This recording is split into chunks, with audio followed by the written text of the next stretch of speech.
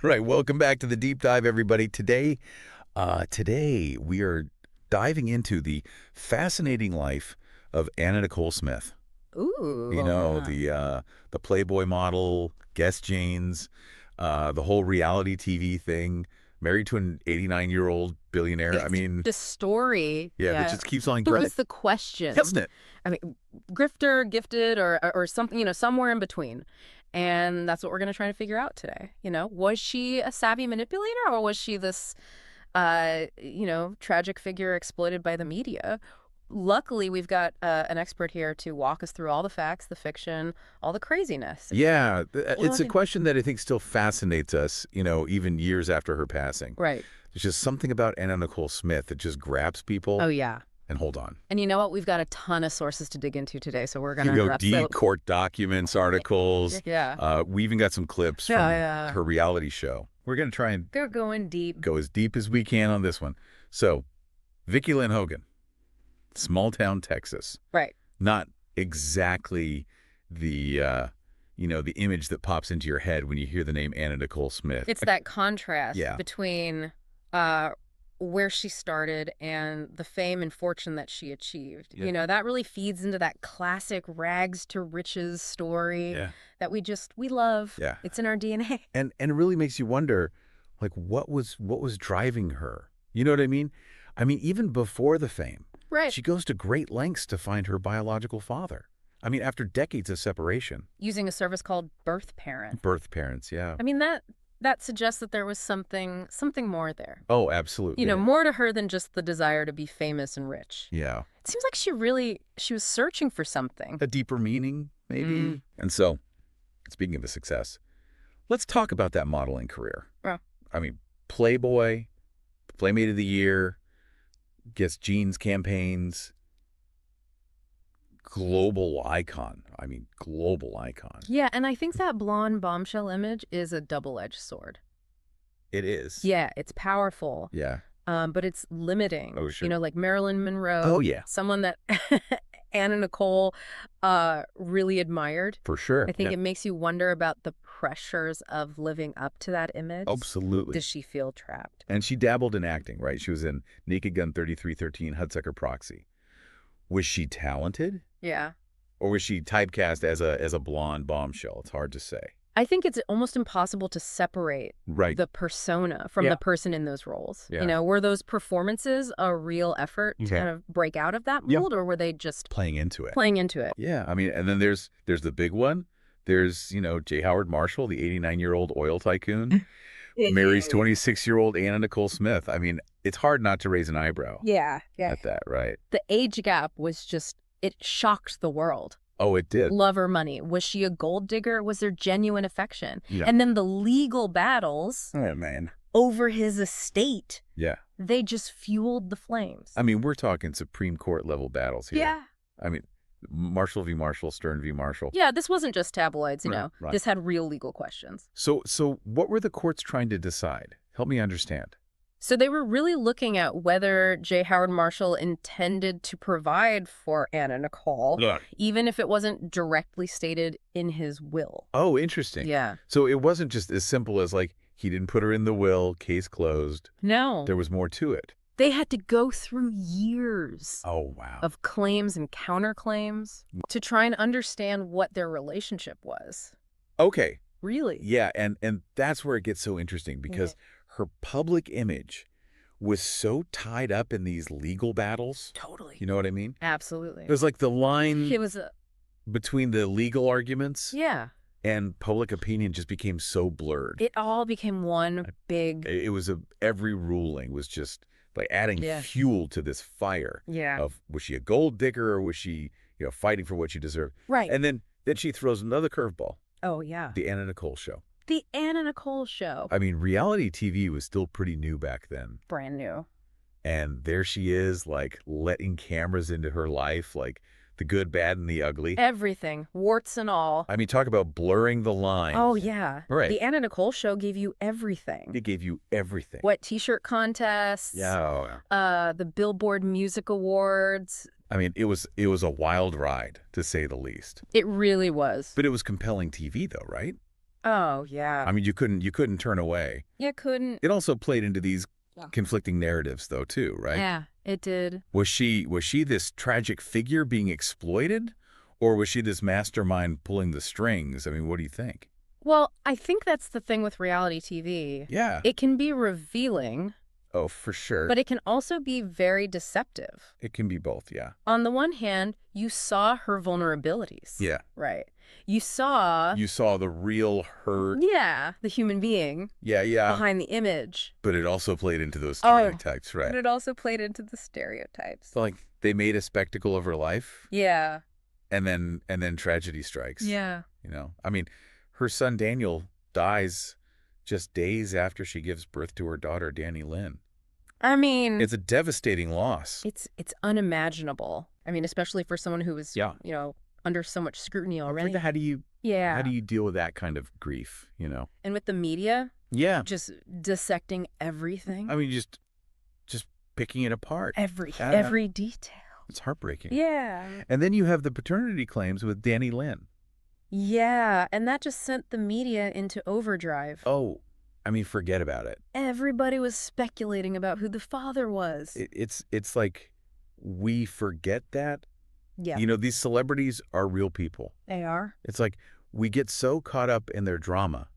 Yeah. That we forget. They forget that there's a real human being. Yes. Yeah. And it's a reminder that fame is a double-edged sword.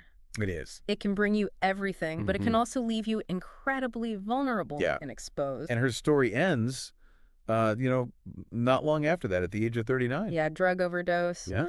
And, like, her life, her death was shrouded in controversy. Accident, a consequence of her struggles. Yeah. Or something more. It's you know.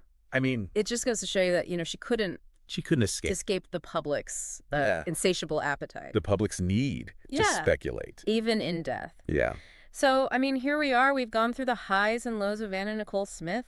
From small-town Texas to the heights of Hollywood. I mean, she lived a life. That was both captivating and controversial. I mean, it was a wild ride, but the question remains, grifter, gifted. Was she, you know, a mastermind pulling the strings? Was she a victim of her circumstances? Right. I mean, what do you think? I mean, have we gotten any closer to the answer? You know, I think what we've done is we've uncovered the layers of complexity. Yeah. We've seen the contradictions, the moments of brilliance, the moments of despair, and maybe, just maybe, that is the answer. Okay. Maybe there's no simple answer. Maybe it's not about choosing sides, but about understanding the nuances, the gray areas like that of a life lived in the public eye. Okay, so we've peeled back some layers. We've looked at some of the evidence. But in the next part of our deep dive, we're going to try to put it all together.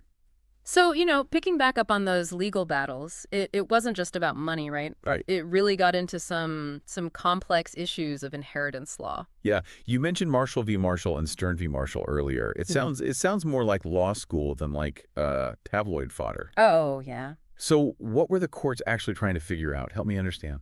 Yeah, so they were essentially trying to determine if J. Howard Marshall intended to provide for Anna Nicole, even if it wasn't specifically stated in his will. So it wasn't as easy as, like, she's not in the will, case closed. No, not at all. They had to go through years of claims and counterclaims to really understand what their relationship was. And that's where I think it gets really interesting, right? Yeah. Because the public perception of her was so intertwined with these legal battles. Absolutely. It was like this weird... It was a spectacle. Yeah. It was a public spectacle. Yeah. Where, you know, the line between legal arguments and public opinion just got totally blurred. Yeah. Every ruling was like fuel to the fire of, you know, was she a gold digger?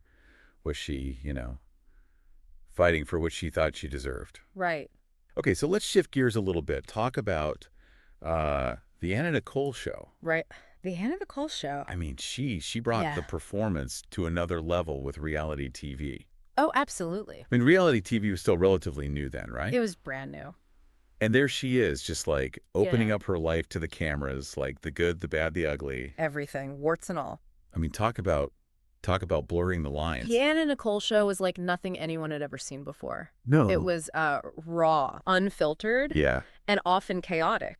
Oh, totally. I still remember that episode with the wet T-shirt contest. Oh, yeah. And that appearance at the Billboard Music Awards. It was like watching a train wreck in slow motion. Right? Yeah, you couldn't look away. You couldn't, yeah. But you knew it probably wasn't going to end well. But even with all the chaos, you saw, yeah, her vulnerability. You did. I mean, you saw her struggles with addiction, her grief over past relationship. And it humanized her. It did. Yeah, in a way that, those photo shoots never could. No, you saw the real her. Right. You saw. Which is, I guess that's the paradox of reality TV, right? Yeah, that's the paradox. It can be very revealing, but it can also be very exploitive. Yeah. So it makes you wonder, did Anna Nicole, understand the power of this medium? Right. Was she using it to her advantage? Or was she just kind of swept up in this whirlwind of attention? It's hard to say. Yeah, I mean, it's like she was always performing. Right. Even when the cameras weren't on. Yeah. It's like you can't separate the act from the real person. Right. And then just when you thought things couldn't get any crazier. Oh, yeah. Tragedy strikes. Her son, Daniel, passes away. Yeah. Just days after the birth of her daughter. I mean, it's just a reminder that that behind all the spectacle, all the headlines, the human being, there's a real human being dealing with real pain. Yeah. I mean, imagine that kind of grief. Yeah. With the media just on top of you, dissecting every detail. Just horrible. Yeah. And then to make matters worse, you have the paternity claims. Oh, the paternity claims with Danny Lynn. Yeah. Oh, it was a media frenzy. Oh, everybody was speculating. I mean, it's a disturbing example, I think, of how celebrity can just strip away a person's privacy. Absolutely. It's like the public felt entitled to every detail of her life, even the most private and painful moments. Right. It really makes you question the ethics of media coverage. Absolutely. And the price of fame. Yeah. And in the end, she paid the ultimate price, right? I mean, her death at such a young age. Yeah, it was a tragic. It really was. And to a life that was exhilarating and troubled. Yeah, and it's tempting to look at it and be like, oh, well, this is a cautionary tale. Right. But it's more complicated. It is more complicated. Yeah. I mean, I think she was also operating within a system that really commodifies beauty and vulnerability. Yeah, and rewards spectacle over substance. Yeah. So where do we go from here? Okay. I mean, we've dissected the legal battles, the reality show, the personal tragedies. I mean, what does it all mean? Are we any closer to this answer of grifter or gifted? Well, I think we've seen that there's layers of complexity. There are contradictions. There are moments of brilliance and moments of despair. And maybe, just maybe, that's the answer. Okay. Maybe there isn't a simple answer. Maybe it's not about picking sides. Yeah. But it's about understanding the nuances, the gray areas. The gray areas of a life lived in the public eye. So in the final part of our deep dive, we're going to explore those gray areas. We're going to examine the lasting impact of Anna Nicole Smith and what her story tells us about ourselves. Okay, so we've talked about the legal battles, the reality show, the tragedies, but there's one thing that just keeps popping up, and that's the comparisons to Marilyn Monroe. It's hard to ignore, right? It is. I mean, both blonde bombshells, both captivated the public with their beauty and vulnerability.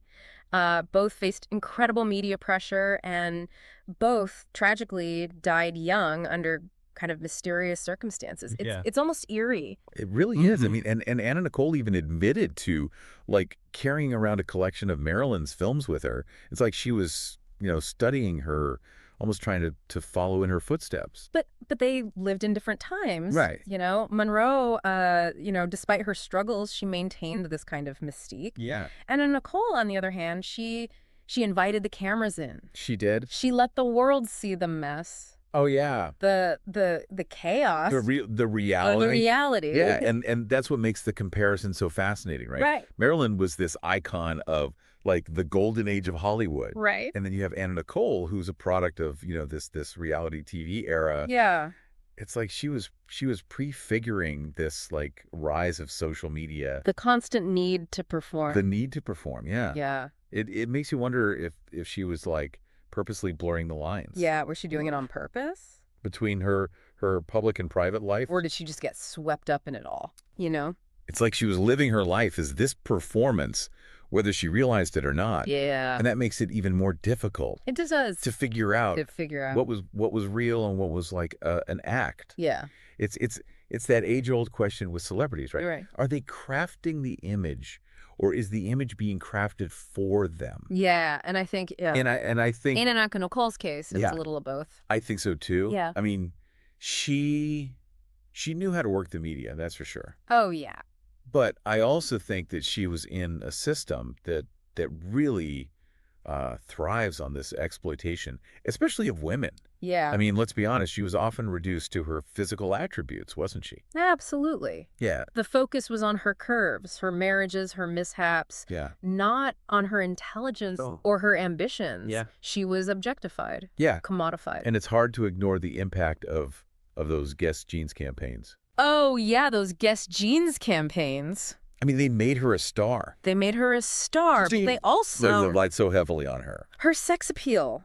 Yeah. I mean, it's a classic example of the male gaze at work. Oh, totally. Yeah. And even in death, she couldn't escape that scrutiny. No, I mean, you look at the coverage of her passing, it was all focused on her appearance. Her appearance.